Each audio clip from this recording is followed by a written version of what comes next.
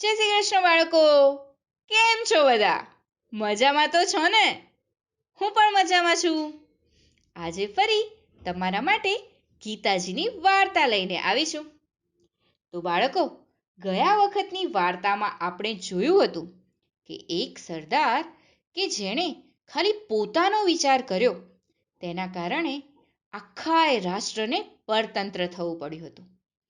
અને એટલે જ કૃષ્ણ ભગવાન કહે છે કે સંન્યાસ જરૂરી છે. અને સંન્યાસ એટલે કે હું મારું એ બધું ભૂલી જવું અને સમગ્ર રાષ્ટ્રનો વિચાર કરો. એટલે કે સમગ્ર માનવ જાતનો વિચાર કરવો. પણ તમને ખબર છે બાળકો, ખાલી સમગ્ર માનવ જાતનો વિચાર કરવો એ પણ સંન્યાસનો સંકુચિત અર્થ છે, અધૂરો અર્થ છે. ખરો સંન્યાસ તો સર્વભૂત માત્રનો વિચાર કરે એને જ કહેવાય. હવે તમને થશે કે એટલે શું? તો ચાલો બાળકો, સર્વભૂત માત્રનો વિચાર સમજવા હું તમને એક મજાની વાર્તા સંભળાવું છું. આજની વાર્તા લેવામાં આવી છે કથારૂપ ગીતા નામના પુસ્તકમાંથી. અને વાર્તાનું નામ છે નાગપંચમી. તો ચાલો બાળકો, થોડા ઘણા મૌલિક ફેરફારો સાથે વાર્તા સાંભળીએ. એક નાનું એવું ગામ હતું. આ ગામમાં પસાભાઈ રહેતા હતા. આ પસાભાઈ તો એક ખેડૂત હતા. આ પસાભાઈનું ઘર ગામના છેવાડે આવેલું હતું. એમની પાસે તો એક ખેતર પણ હતું.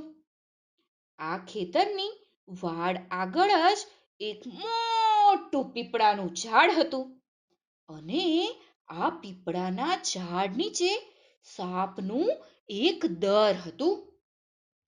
જ્યારે પણ નાગપંચમીનો તહેવાર આવે ને, ત્યારે કુંવારી છોકરીઓ આ પસાભાઈના ખેતરે આવતી, બની ઠનીને આવતી ને આ દરની એટલે કે નાગ દેવતાની પૂજા કરતી, તેમને નૈવેદ્ય ધરાવતી અને અલક મલકના ગીતો ગાતી.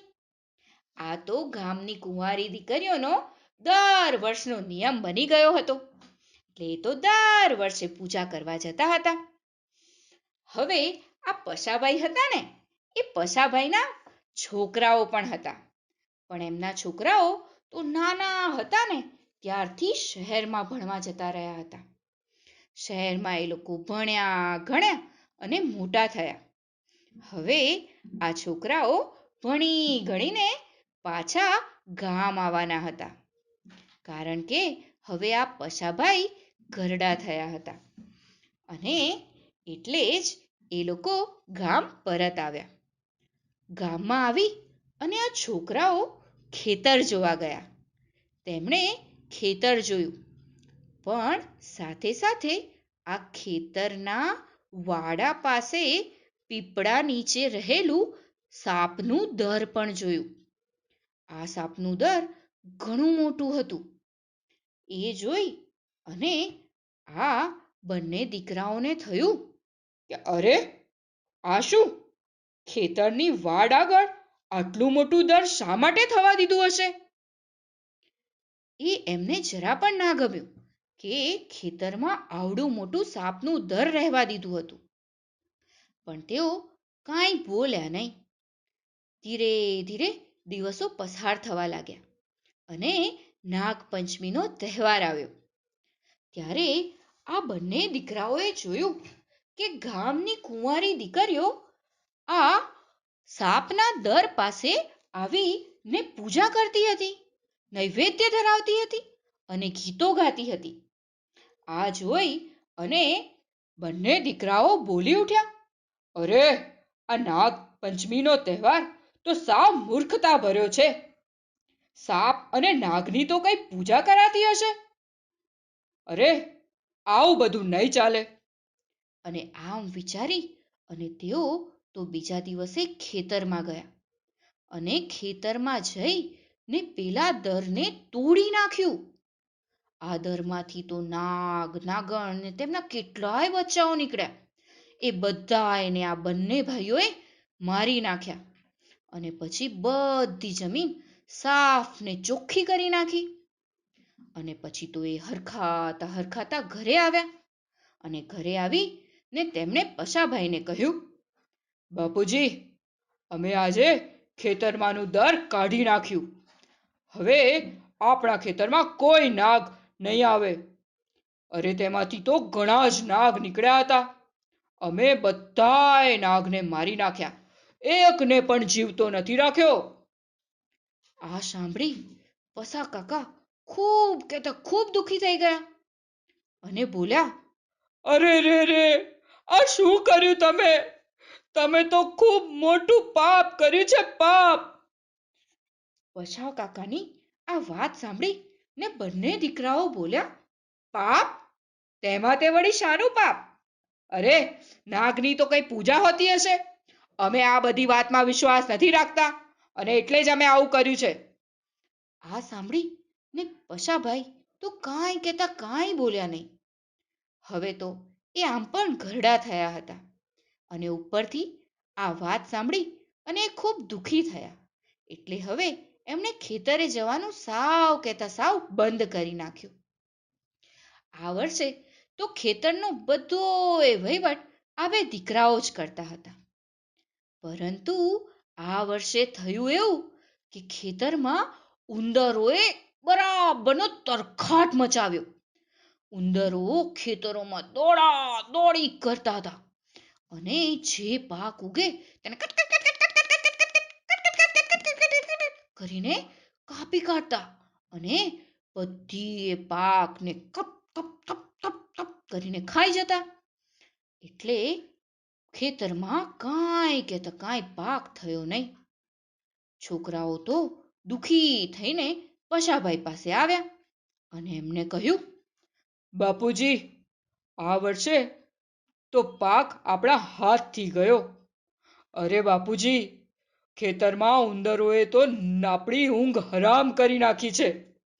કશોય પાક રહેવા દીધો નથી, બધું એ કાપી નાખ્યું છે.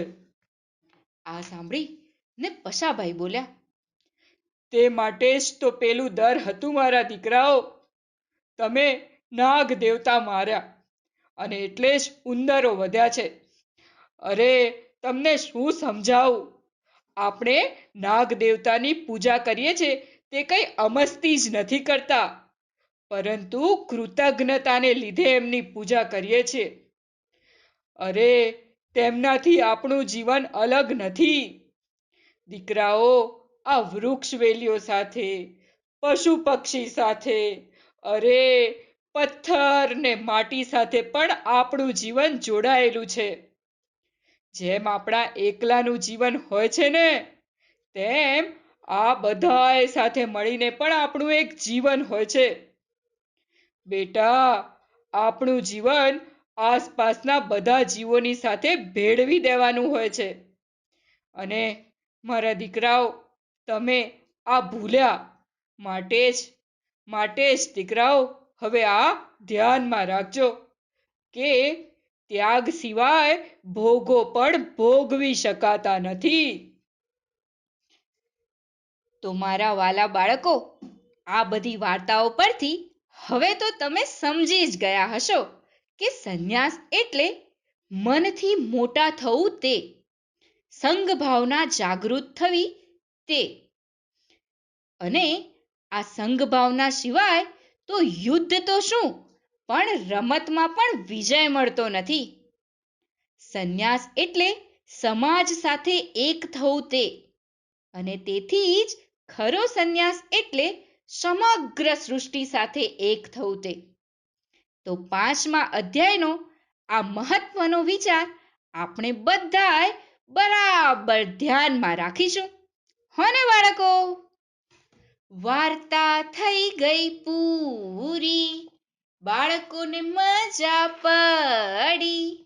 ચાલો જઈએ પોઢી, નિંદર આવી પહોંચી. કાલે મળીશું ફરી, વાર્તા લઈને નવી. તો ચાલો બાળકો, આજનો પ્રશ્ન સાંભળીએ. યુધિષ્ઠિરના શંખનું નામ શું હતું? આ પ્રશ્નનો જવાબ તમે મને ફટાફટથી મોકલાવજો. હું તમારા જવાબની રાહ જોઈશ. આવજો બાળકો. જય શ્રી કૃષ્ણ. નમો નમઃ.